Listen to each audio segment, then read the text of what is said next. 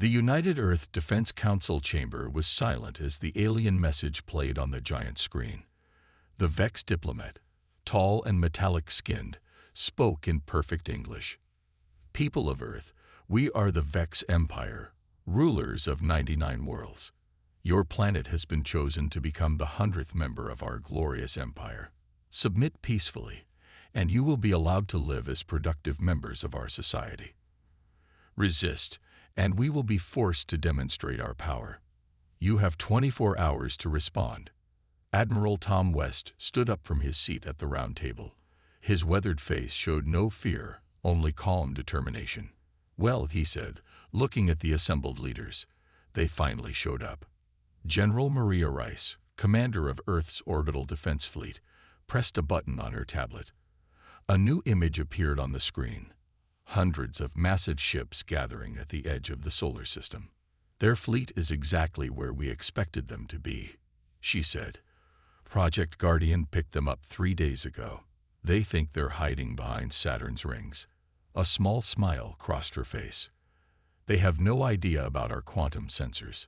The Russian president leaned forward. "How do our weapons match against their technology?"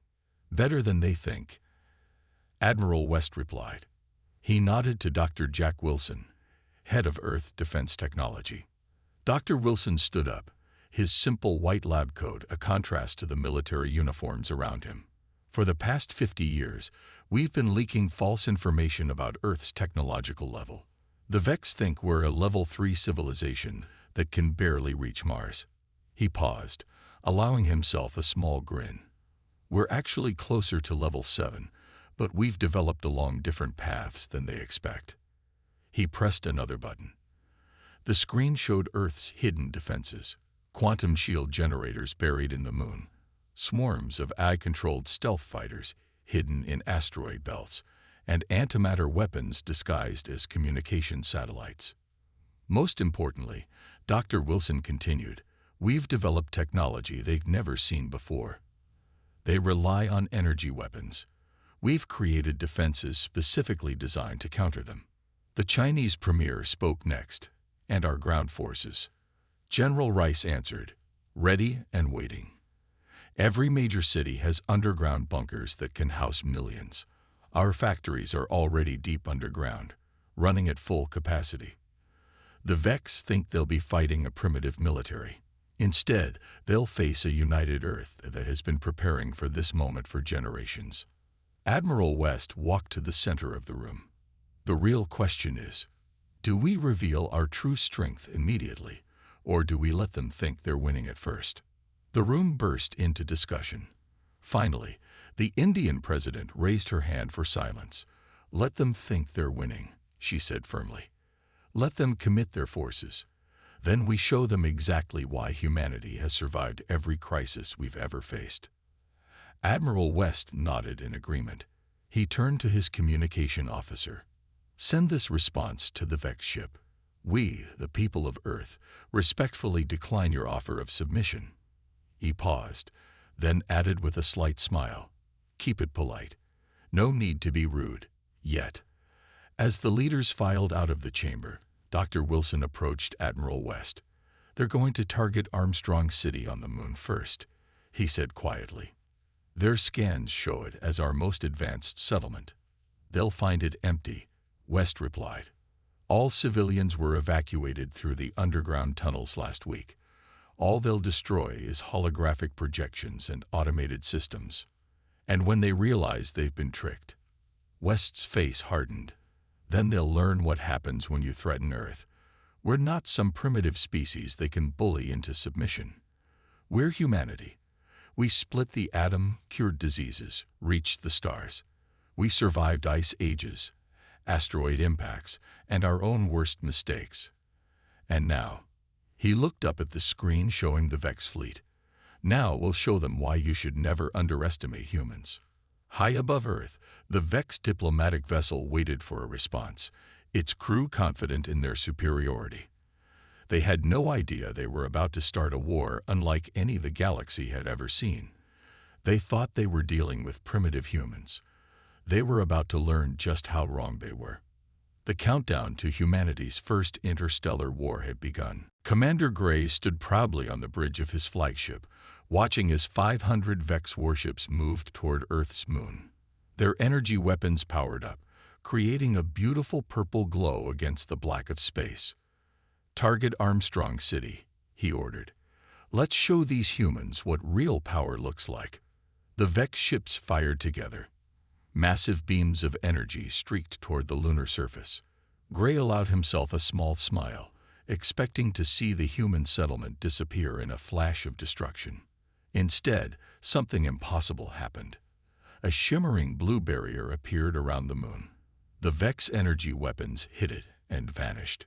Not reflected, not absorbed, but completely disappeared. "What just happened?" Gray demanded. Before anyone could answer, the primitive orbital defense platforms around Earth started to change. Their outer shells fell away, revealing sleek, black weapons Earth had kept hidden for decades. "Sir," Officer Reed's voice was filled with panic. "We're detecting energy signatures we've never seen before. The humans have." A new voice cut through their communication system. "This is Admiral Tom West of Earth Defense Force. We gave you a chance to leave peacefully." The human's voice was calm, but carried a hint of steel. "You chose war instead. Now you'll learn why that was a mistake." Suddenly, space itself seemed to ripple. Hidden doors in the moon's surface opened. Hundreds of small, angular ships poured out, their black surfaces seeming to bend light around them. Earth's real defense fleet had revealed itself. "Impossible," Gray shouted. "Their technology level." The scans showed. "All ships, open fire," he commanded, trying to regain control of the situation. The Vex fleet launched their most powerful weapons. But the human ships moved like nothing they'd ever seen before. They didn't dodge in normal space. They seemed to slip sideways, appearing and disappearing, the laws of physics bending around them. "Sir, we can't lock onto them," Reed reported. "They're ships. They're using some kind of quantum displacement technology." The human ships struck back. Instead of energy beams, they fired what looked like small silver spheres. When these spheres hit Vex ships, they didn't explode.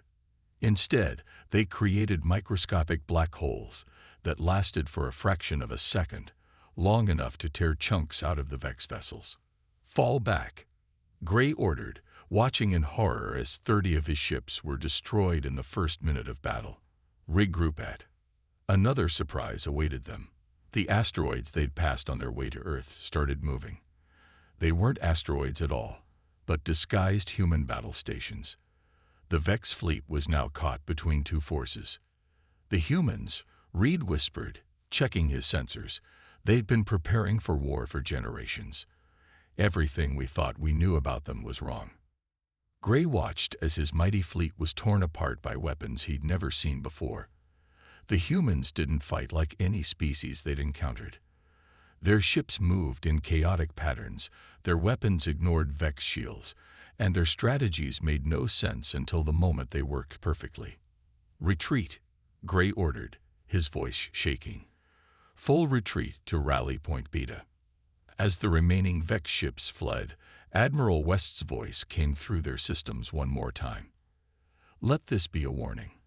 Leave our solar system and never return.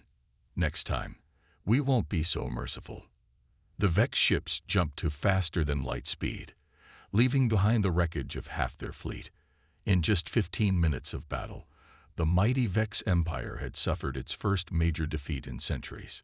In his command chair, Gray tried to understand what had happened. The humans hadn't just beaten them. They had completely outmatched them. Every piece of information the Vex had about Earth had been wrong.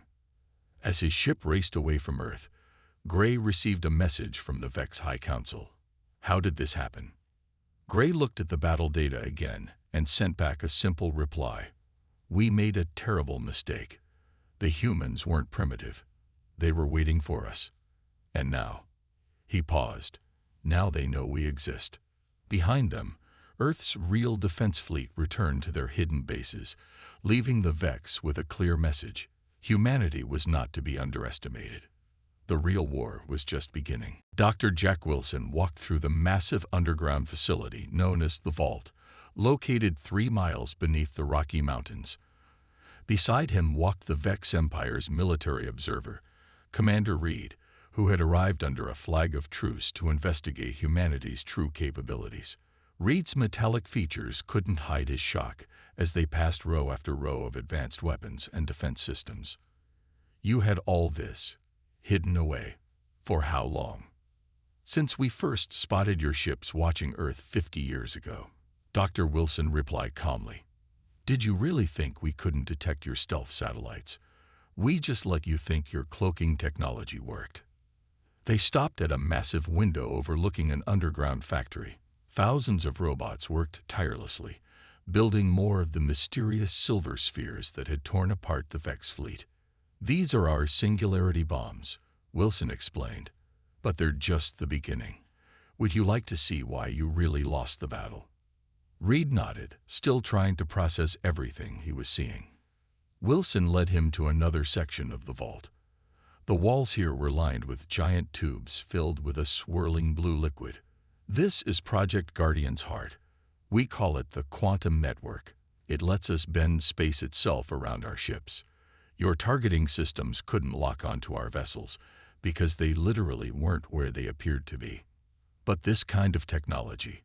Reed's voice trailed off. We rated you as level 3. Wilson laughed softly. Because we wanted you to. We developed our technology in a completely different direction than any other species. While you mastered energy weapons, we focused on manipulating space and gravity itself. While you built bigger ships, we made ours able to slip between the fabric of space-time. They entered a massive circular room filled with holographic displays. This is our real command center, Wilson said. From here, we can detect any ship within 2 light-years of our solar system. We knew your fleet was coming before you even entered our system. Reed stopped walking. Why are you showing me all this? Because, a new voice said, we want you to take a message back to your leaders.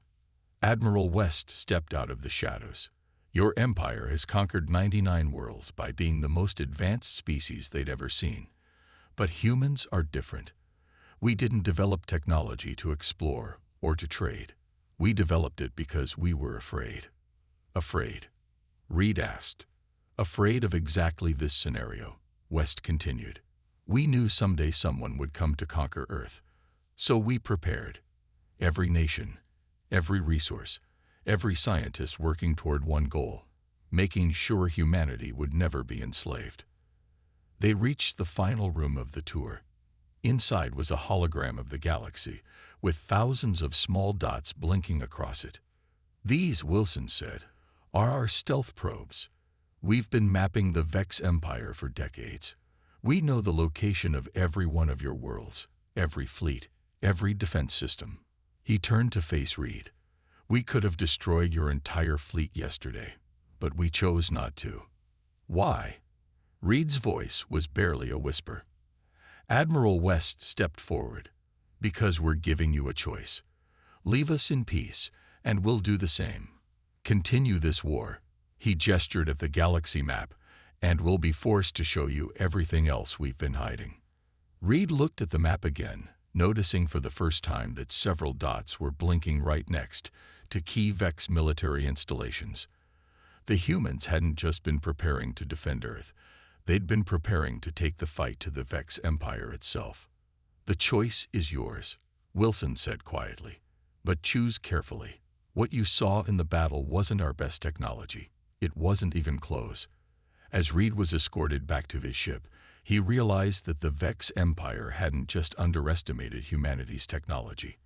They'd underestimated humanity's determination to remain free. And that, he was beginning to understand, was an even bigger mistake. The real question now was, would the Vex Empire learn from this mistake, or would they force humanity to reveal just how deep their arsenal really went? The Vex High Council was in chaos.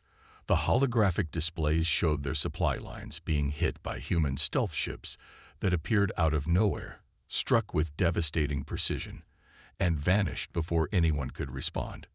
Another supply fleet lost. One council member shouted. That's the 5th one this week. Senior Commander Gray, now in charge of the entire war effort, watched the tactical display with growing frustration. The humans weren't fighting like any enemy they'd faced before. They never engaged in large battles. Instead, they struck supply lines, communication centers, and fuel depots. Report from the front lines, Officer Reed announced. The human commander, Captain Bill Turner, has done it again. His ship, the Shadow, appeared inside one of our main bases, planted quantum bombs, and disappeared. We lost the entire facility. Gray slammed his fist on the table. How? How do they keep getting past our best defenses? The answer came 3 seconds later, when all the lights in the council chamber went dark. The emergency systems kicked in, revealing a hologram in the center of the room.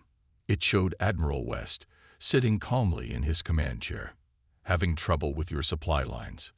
West asked, his voice carrying a hint of amusement. That's the problem with building an empire on conquered worlds. You never know who might help your enemies. Gray's eyes widened as he understood. The slave races. You've been working with them. Of course, West replied. Did you think we spent 50 years just building weapons? We made friends too. Your loyal subjects have been helping us bypass your security for months. The display changed to show hundreds of small dots moving through Vex territory. Right now, human stealth ships are arming resistance movements on 20 of your worlds. It turns out, when you spend centuries conquering and enslaving people, they're quite eager to help anyone who offers them a chance at freedom. Another council member spoke up, his voice shaking. But our technological superiority means nothing, West interrupted. You still don't understand. Humanity's greatest weapon isn't our technology. It's our ability to adapt, to think differently, to do the unexpected. As if to prove his point, alarms started blaring throughout the Vex command center. Sir, Reed shouted, human ships are attacking. Everywhere. Small groups, hitting hundreds of targets simultaneously. Our commanders are requesting orders, but by the time we respond, the humans are gone. Gray watched in horror as dozens of red dots appeared across their territory, each representing another facility under attack. The humans weren't trying to win big battles. They were bleeding the Vex Empire with thousands of small cuts. Your empire is built on fear and control, West continued. But you can't control what you can't catch. You can't frighten those who don't fear you. Here's your choice. Withdraw from human space completely, or watch your empire crumble from within. A hologram vanished, leaving the Vex leaders staring at reports of mounting losses. Their mighty fleets were useless against an enemy that refused to face them directly. Their advanced weapons couldn't hit ships that seemed to ignore the laws of physics. And now, their own subject worlds were rising up against them. Sir, Reed said quietly, the humans, they're not just fighting a war. They're dismantling our entire empire. And they're doing it without ever facing our main fleets. Gray looked at the tactical display again. The humans had turned the Vex Empire's size against itself. Every supply line was vulnerable. Every garrison had to be protected. Every conquered world was now a potential threat. Send word to all commands, Gray ordered, his voice heavy with resignation.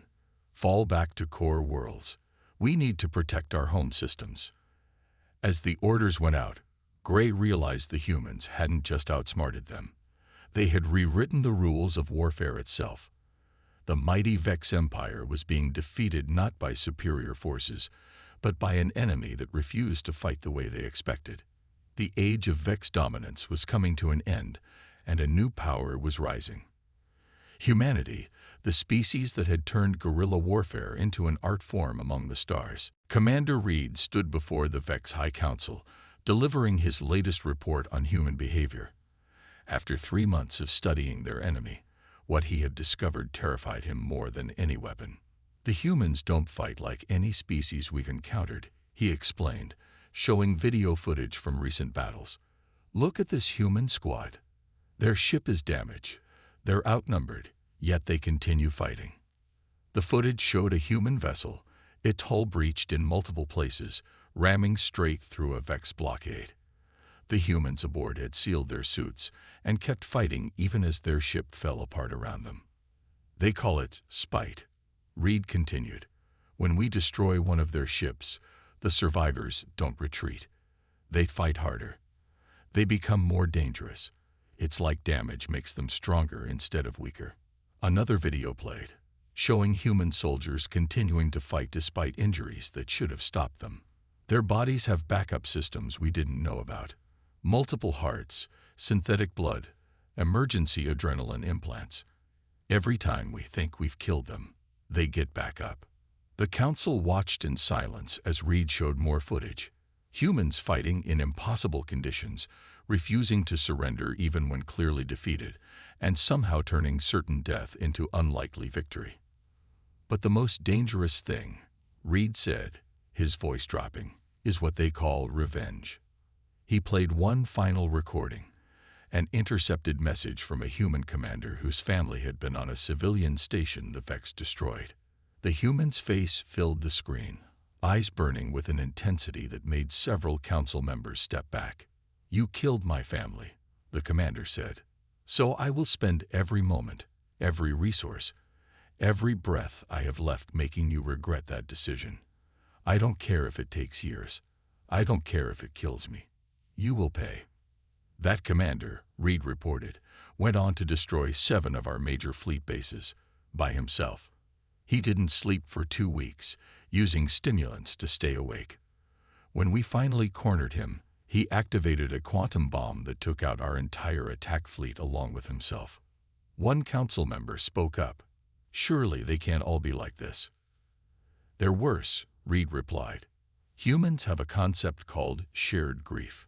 When we kill one of them, instead of demoralizing the others, it makes them work together more effectively. They call it honoring the fallen." He showed more data. They don't fear death like rational beings should.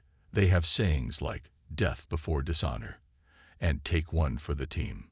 They willingly sacrifice themselves if they think it will help others survive. The council chamber was silent as Reed delivered his final analysis. "We're not fighting an enemy army. We're fighting billions of individuals who would each rather die than surrender, who grow stronger from pain, who transform grief into weapon, and who can somehow break the laws of probability through sheer determination." Just then, alarms blared. A junior officer rushed in. "Sir, the humans, they found a way to hack our neural networks. They're broadcasting something to every Vex in the Empire. On every screen, on every planet under Vex control, the same message played." Admiral West's voice was calm, but carried an unmistakable threat. "You thought you could break us. Instead, you've united us. Every human, from every nation, fighting as one. We don't want war. We don't want conquest. We just want to be left alone. But if you force us to continue this fight, we will not stop. We will not tire. We will not show mercy. Not until every enslaved world is free. Not until justice is served. This is your final warning." As the message ended, Reed turned to the council. "We've analyzed every species we've ever encountered. We've conquered 99 worlds. But humans, they're not just another species. They're something else entirely. And we've made them angry." The council looked at each other, finally understanding their terrible mistake. They hadn't just started a war. They had awakened something that defied their understanding of what was possible. And now they had to decide. Admit defeat, or face the full fury of humanity unleashed. The Great Hall of the Vex High Council, once a symbol of unquestioned power, now served as the site of their surrender. Senior Commander Gray stood before the assembled representatives of Earth and its newfound allies, his metallic form showing signs of the long war. "The Vex Empire," he began, his voice echoing through the chamber, "formally surrenders to the Human Alliance and its associated worlds." Admiral West sat at the center of the human delegation, his face showing neither joy nor anger. Around him sat representatives from 20 formerly enslaved species, each now free thanks to human intervention. "Before we accept your surrender," West said, "you will understand our terms." He stood up and walked to the center of the room. A holographic display activated, showing the galaxy with its thousands of inhabited worlds. First, every enslaved world will be freed. Immediately, their people will choose their own leaders, their own path forward. Gray nodded. They had expected this. Second, West continued, the Vex Empire will be dismantled.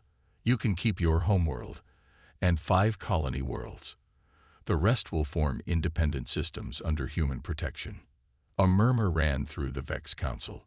This would reduce them to a fraction of their former power. Third, West's voice hardened. For the next 100 years, all Vex military activities will be monitored by human observers. You will share your technology with your former subjects, helping them rebuild what you destroyed. And if we refuse? One council member asked. West didn't answer. Instead, he activated another hologram. It showed thousands of human stealth ships positioned around every major Vex world. Ships that had been there for weeks, undetected. We could have destroyed your civilization, West said quietly. We chose not to. Remember that. Gray stepped forward. We accept your terms. He paused, then asked the question that had haunted him since the war began. How? How did you defeat us so completely? West looked around the room, at the faces of both former slaves and former masters. Because you fought to conquer. We fought to protect. You fought because you thought you were superior. We fought because we had no choice. He walked to a window overlooking the Vex capital city. Your empire was built on fear. Ours was built on something you never understood. Hope. Hope that we could be better. Hope that we could help others. Hope that even our enemies could change. Gray looked confused. You speak of hope, yet you defeated us with superior weapons and tactics. No, West corrected him.